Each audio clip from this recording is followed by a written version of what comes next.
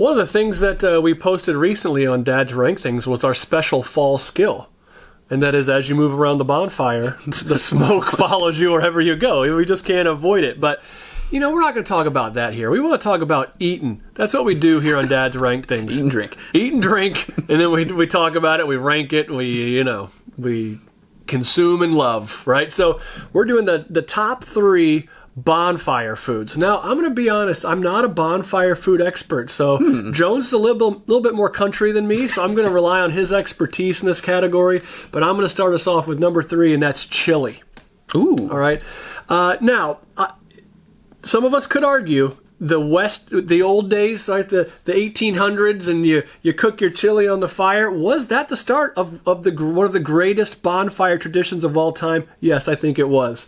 Chili as number 3. You don't see it as much because it's been mainstreamed, but this is something with historical context with the bonfire. And damn crockpots. Crockpots have made it a modern thing to put it in chili, not necessarily go by the bonfire. But we always have a family gathering. In fact, we're getting ready to have one at my mom and dad's house, who live on a farm, perhaps, and we have bonfires. And chili is the one thing that everybody brings. So we have a competition on chili cook-off. I do love chili cook-offs. What if you had made the people actually cook the chili over a fire like the old school bonfire days? It would take longer, but it would be delicious. I guarantee it. Now, chili, beans, no beans. I'm okay with beans. Does it have to have beans? No. Meat, it has to have meat, obviously. Meat, yes. But no, beans, in or out, I'm good. I don't like beans, and personally in mine, I'd just rather give me the meat, give me the sausage, give me the bacon, give me the ground beef. Give me the meat. Give me the cheese, give me the sour cream, give me the Doritos. all that, yes. So let us know in the comments how you take your chili. Beans or no beans. If you like sour cream, you like cheese. Crackers. Top it up, I gotta baby. have crackers in mine. So I would Doritos. Like it. That's one of the most flexible dishes there are, I think, is chili. You can have it a million different ways. Good versatility, that dish. My number 3 is another one that you can have a million different ways, and that's kabobs. So this actually comes from shish kebabs, originated back in 1377 in Turkey, which means a meat on a skewer. So technically, this is just things on a stick. And so that's how you got popsicles, that's how you got corn dogs, that's how you got everything. The originator is kabobs. That's the reason why it's number 3 on my top bonfire foods. And popsicle kebab was already taken. That would be a really bad treat to have around a bonfire, because that thing would melt pretty fast. What do you like on your kebabs, by the way? Do you prefer a sausage kebab or like a chicken kebab, or just throw them all on there? I like meat and veggies. What about fruit? You ever had pineapple on a kebab? That sounds weird. Put pineapple or tomato or something like that. It's delicious. It's like putting pineapple on a pizza. Never do that, but you can put it on a kebab. My number 2 is a hot dog. So there's no other way to have a hot dog besides on a bonfire, in my personal opinion. Why would you want to do it in a microwave or something like that? Just put it on a bonfire, roast it. But there's also an upgrade to a hot dog, which has been released over within the past 10 years or so. That is called a griller. Have you ever heard of a griller? That's a hot dog? It's kind of like a hot dog, but it's a sausage. They are stuffed with stuff. So Eckrich came out with one that is bacon and cheese inside of this griller. So it's like a bacon and cheese hot dog essentially, but it has a more exquisite taste. It's I wouldn't more higher trust class. myself putting something that needed cooked on the inside over a bonfire. I wouldn't trust myself. Really? Yeah. It's all about the rotation. So it's the rotisserie action that you have with it. But if you haven't tried grillers at home, you need to try grillers. It's just an upgrade to a hot dog.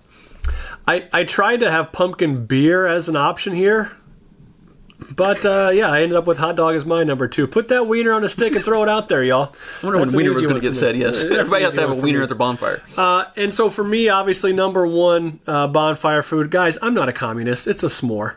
Okay? Yeah, like, you got to go that route. Now, I did, in my research of the s'more, right, marshmallow was kind of founded first. It was actually medicinally founded, I guess, before it got into the mainstream of consumption for food. Okay. The marshmallow? Yeah, interesting. Did you know it had medicinal backgrounds? No, besides making you happy. Well, maybe that's what it was for. I'll read more into that later.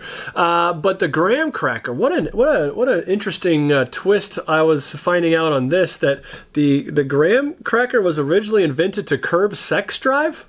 Ooh. Did you know that? Why would it do that? Oh, it gets me excited more than that. Well, it was Presbyterian minister Sylvester Graham that was doing the research here, and basically they had come to the conclusion that if you had like a simple steak dinner with wine, that was going to increase your sex drive. Right? They say for sure wine does that. Yep. So he wanted to promote something that would calm this, so something bland like cracker, but with some wheat grams to it, you know. And so, boom, that was invented so you would have less sex.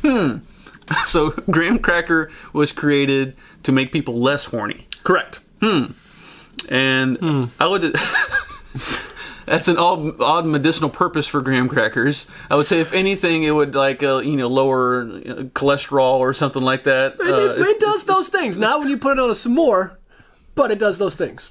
Interesting point. S'more, I found in my research, was originated in 1920s cookbooks. You didn't see that before that any time, but it already was popular with Girl Scouts and Boy Scouts at the time. So it evolved from the 1920s into something called a graham cracker sandwich into what we now know as a s'more, or gimme some more. Oh, yeah. The short version of that. It's also a trendy flavor.